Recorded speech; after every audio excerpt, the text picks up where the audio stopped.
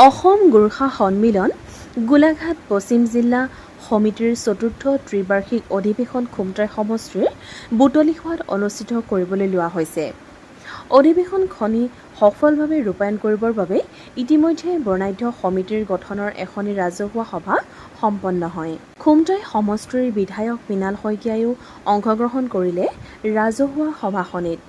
খুমটাই ১ নং বুটলিখোৱা প্ৰাথমিক বিদ্যালয়ত অনুষ্ঠিত হোৱা ৰাজহুৱা সভাখনিত অসম গোৰ্খা সন্মিলনৰ কেন্দ্ৰীয় সমিতি, জিলা সমিতি, বুটলিখোৱা, বগৰিয়নি আৰু ধনশিৰি পাৰ শাখা সমিতিৰ বিষয়ববীয়াসকলৰ উপৰি বৃহত্তৰ খুমটাই অঞ্চলৰ বিভিন্ন দল সংগঠনৰ বিষয়ববীয়াৰ লগতে স্থানীয় বহু সংখ্যক লোক গণ্যমান্য ব্যক্তিসকলে অংশগ্ৰহণ কৰে। অসম গোৰ্খা সন্মিলন অসমৰ গোৰ্খাসকলৰ অভিভাৱক সংগঠন হয় আৰু ইয়াৰ প্ৰায় ৩৪টা জিলা সমিতি আছে। তাৰে গোলাঘাট জিলাৰ দুখন গোলাঘাট আৰু পশ্চিম গোলাঘাট।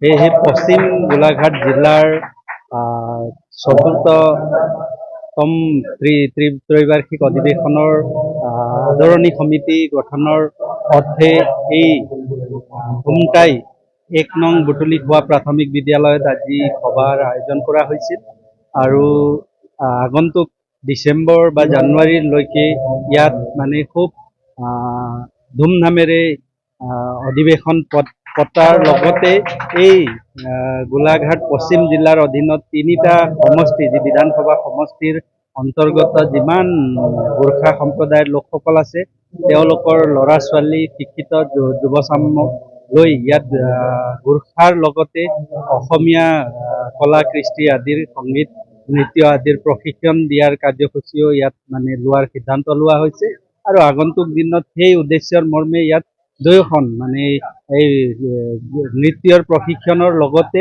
অধিৱেশনখনি ইয়াত সুকলমে পালন কৰাৰ কাৰণে, ইয়াত উদযাপন কৰাৰ কাৰণে এই আজিৰ সভাখন দিয়া হৈছে। হয়, অসম গোৰ্খা সন্মিলন গোলাঘাট পশ্চিম জিলা সমিতিৰ অন্তৰ্গত ৩টা সমষ্টিক লৈ আমাৰ জিলা সমিতি গঠন।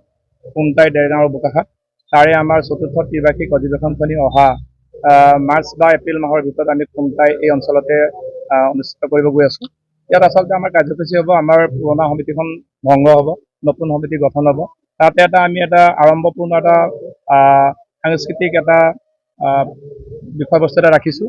আমি আমাৰ জনগোষ্ঠীৰ লগতে বিভিন্ন জনগোষ্ঠীৰ যুৱক যুৱতীসকলক আমাৰ গোৰ্খা জনগোষ্ঠীৰ নৃত্য, লগতে বিহু, ঝুমুৰ এইবিলাক আমি প্ৰশিক্ষণ দি ইয়াত আমি বৃহৎ আকাৰে গোটেই জিলাটোৰ ভিতৰৰে যুৱক যুৱতীক আমন্ত্ৰণ কৰি আনি আমি আমাৰ ইয়াত প্ৰদৰ্শন কৰিম।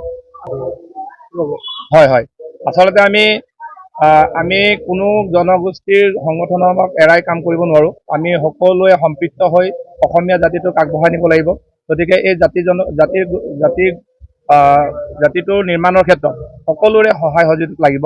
সেইকাৰণে আমি এই অঞ্চলৰ সকলো জাতি জনগোষ্ঠীৰ লগতে জাতীয় সংগঠনৰ নেতৃত্ববৃন্দক মাতিছোঁ, তেখেতসকলৰ পৰামৰ্শ লৈছোঁ আৰু তেখেতসকলে আমাক সুন্দৰ পৰামৰ্শ দিছে, তেখেতসকলে সহায় কৰিব।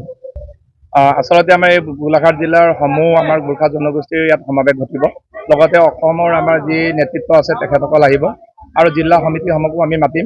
লগতে আমাৰ ইয়াত যি স্থানীয় যি দল সংগঠন আছে সকলো আমাৰ লগত থাকিব, তেখেতসকলৰো এইটো কাৰ্যসূচী হ'ব। আমি অকলে এইটো কৰিব বিচাৰে সকলোৰে হৈ সকলোৱে আমি অনুষ্ঠানটো কৰিম। ইয়াত আৰু এটা কথা উল্লেখ কৰিম যে আমাৰ যিটো সাংস্কৃতিক প্ৰগ্ৰেমটো যিটো হ'ব, তাত আমাৰ খুব কমেও 1000 গৰাকী যুৱক যুৱতীয়ে নৃত্য কৰিব। নিউজ ডেস্ক ৰিপোৰ্ট, দৃষ্টিকোণ।